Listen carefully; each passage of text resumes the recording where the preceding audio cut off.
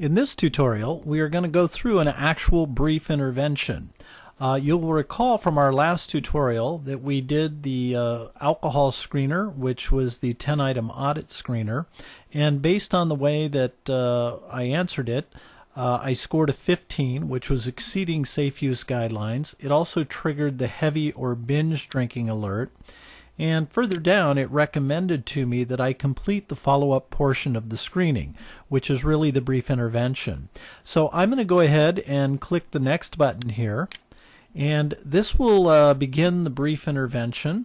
What you're going to see as we go through these different interfaces, woven through them are bits of motivational interviewing, change talk, some solution-focused questions, even what some may recognize as a form of the miracle question, but these are all hallmarks of what is considered to be a validated brief intervention.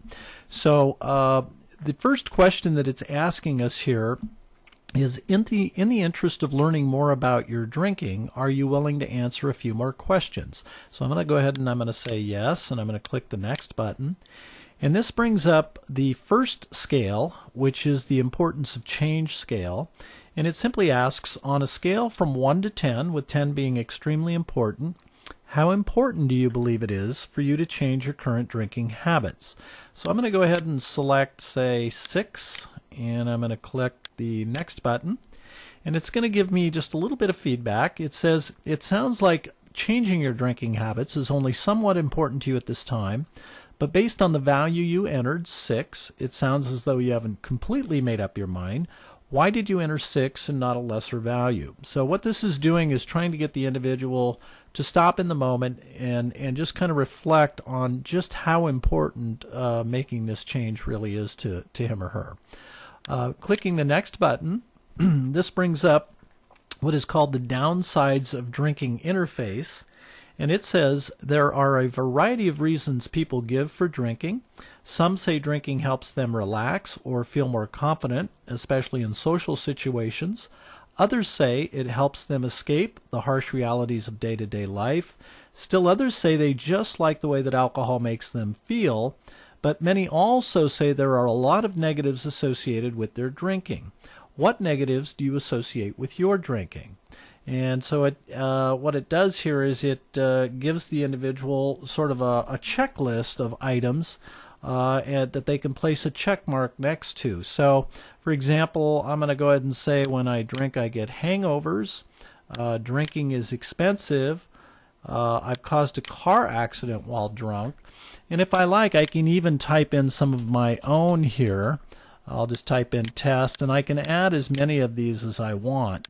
But I'm going to go ahead and I'm satisfied with the ones that I have so far, so I'm going to go ahead and click the next button.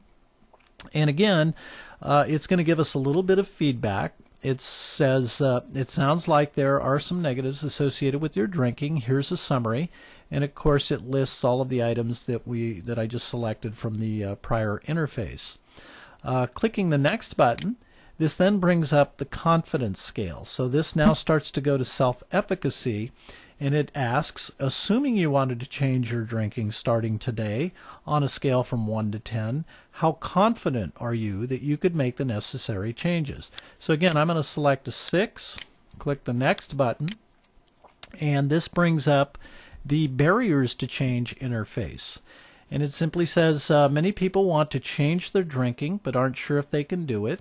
They worry about some of the things that they may encounter that will make it difficult for them to do so. Place a check mark next to each item you think may make it difficult for you too. So I'm going to say here, most of the people I associate with drink. My job often involves drinking. Drinking is part of my culture. And I'm going to go ahead and click the next button. And now, as is typical of motivational interviewing, it's not so much, it's really trying to allow the individual to explore what path works best for them. So the question here is, would you like to explore some ways to quit drinking altogether or to cut back on the amount you drink? So I'm going to go ahead and say I'd like to cut back on the amount of my drinking and click the next button. And this brings up some strategies for cutting back. So it says, Below are some strategies that have worked for other people who have decided to cut back on their drinking. Place a check mark next to each strategy you think might also work for you. So, for example, I could start counting my drinks, in other words, keeping track of how many drinks I have in a typical day. I could set limits on the number of days I decide to drink. I could start measuring my drinks according to the standard drink chart. Or I could begin pacing myself, in other words, taking more time in between drinks. So I'm going to go ahead and click the Submit button. And this sort of gets to the heart of motivational interviewing. It says the key to making any type of change, especially changing your drinking habits, depends on finding the right motivations to do so. Place a check mark next to each item that might motivate you to change your drinking habits. So I'm going to say here, I want to set a better example for my children, I do not want to jeopardize my job, and I want to preserve my health. And I'm going to click the Next button. And now some of you may recognize this as a form of the miracle question. It's very simple, but it asks, how would you like your drinking to be 1 year from now? And the idea is the individual would type in their response into this text box. I'm just going to go ahead and cut and paste this first response into the text box. These are just examples here, but I'm going to cut and paste that first one in. Click the Next button, and this brings up the last scale, which is the Readiness to Change scale. And it asks, on a scale from 1 to 10, how ready are you to start changing your drinking habits within the next 30 to 60 days? So again, I'll say maybe 7, and I'll click the Next button. And what this brings up then is the entire summary of the screening. So you'll see here the results of the audit screener where I scored 15, the heavy binge drinking alert. You see the normative data here in the pyramid. There's also links to the actual responses that I had to the audit screener, which I can view, so I can see exactly how I answered the audit. I can also go in and view that standard drink chart and information, safe drinking guidelines and so forth. But most importantly, the database has recorded for me all of my responses to the brief intervention. So you'll see here all of the responses exactly the way I answered them in the preceding interfaces. Now, if I go ahead and I save this summary, a couple of things are going to happen.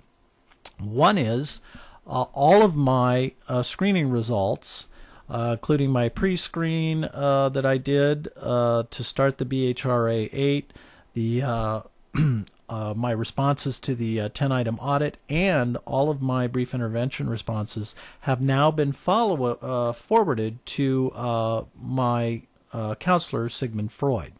And also an email has been kicked out to Dr. Freud to let him know that my responses have been received. In fact, if I go into my email program here and I refresh, I may begin to see those come across.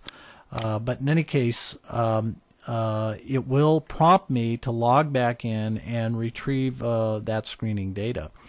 Now, the other thing that will happen upon saving it is that it will get stored into my filing cabinet so that I can access this screening data at any time in the future, 24/7, from a computer or smartphone, a tablet, it doesn't matter which. I simply go into my account page, I go into my filing cabinet link, and within my filing cabinet are all of my screening instruments that I've responded to. So you'll see the responses to the broad pre-screen that I did.